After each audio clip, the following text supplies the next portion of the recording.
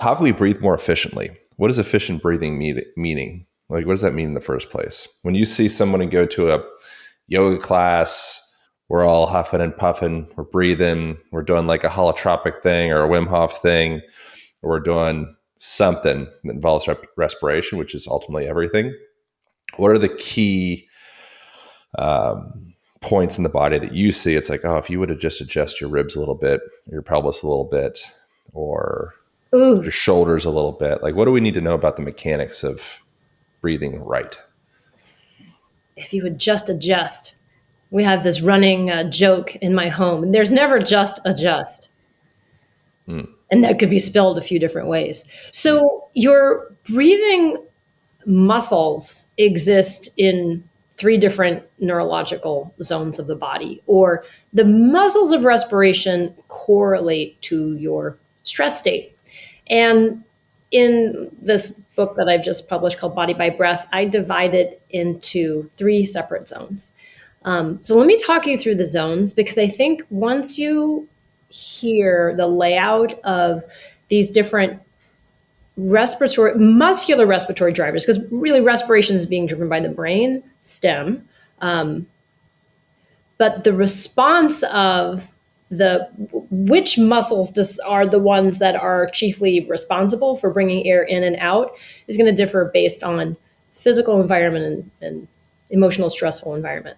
So let's go into the three zones of respiration, and then we can talk about maybe what people are or are not doing in different breathwork practices that might be perpetuating pain for them. So the three different zones of respiration.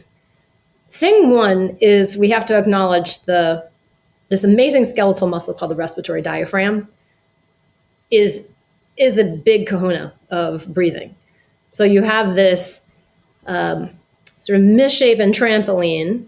I mean, it's shaped just right, but it's this odd-shaped trampoline or parachute that's living inside the lower six ribs.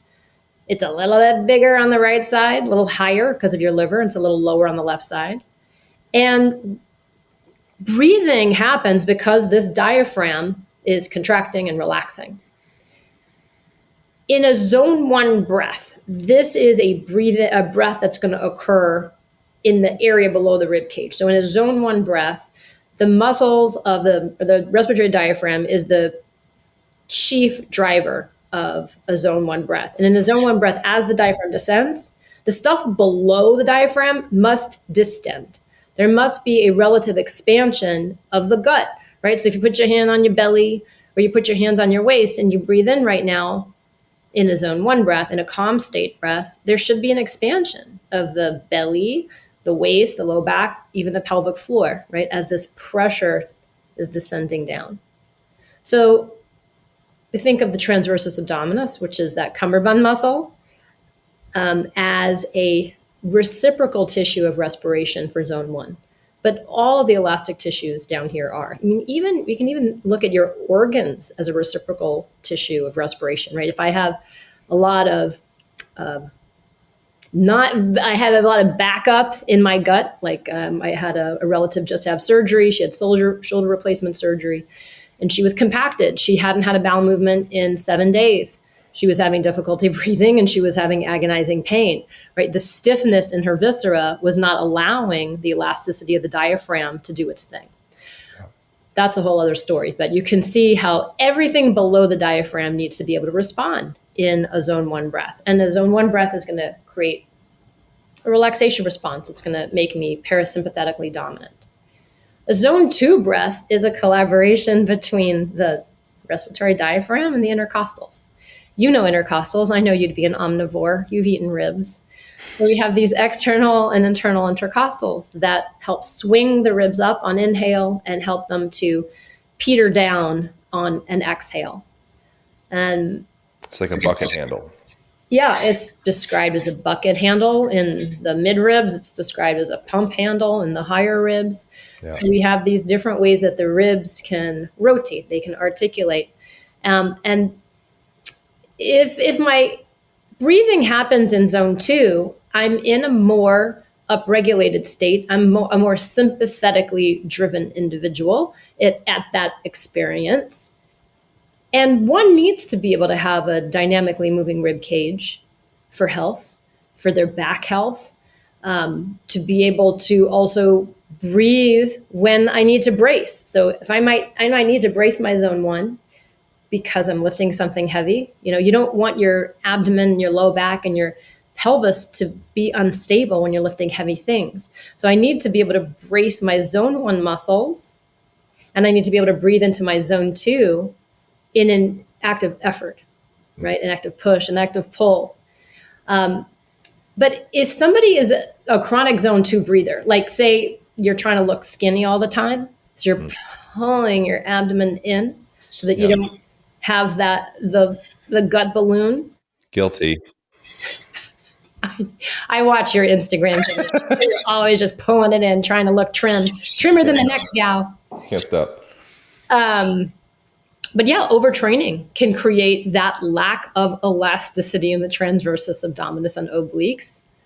Overtraining can stiffify the low back musculature to the extent that I don't really get a good excursion in zone one. But I might have scar tissue in my zone one from a C-section, an appendectomy, low back surgery. So I might have inappropriate stiffness throughout my zone one because of an injury.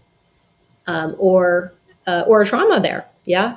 So it might be my personality. I want to look skinny, so I stiffen my zone one. Any of these are going to make me a chronic zone two breather. So the point of saying this, what's a chronic zone two breather end up doing? They often will quickly deflect into a zone three breather. So zone three breathing is the type of breathing we do in case of emergency. And it's totally necessary. So if you take your hands and you wrap them around the tops of your collarbones and shoulders right now, and you take a breath in that's where the shoulders elevate, it's a quick, typically a gasp, fright, shock, fear. It's often an open mouth type of breath, but this is also the type of breath we have in delight or in orgasm. So it's not like always diabolical to be a zone three breather. It happens out of necessity. But what you see in people who have sports-induced asthma or folks with asthma is that they will be using these muscles of the face, neck, and head to try to get breath in. And these tissues can become so rigid and tight and miserable. So we have these three different zones that are helping us to generate air in and air out. And it's really the interplay of how we can consciously use them, because unconsciously, happens unconsciously. But what can we do on a day-to-day basis to be able to be a better wind instrumentalist of our own breathing muscles so that we don't end up creating unnecessary pain and suffering?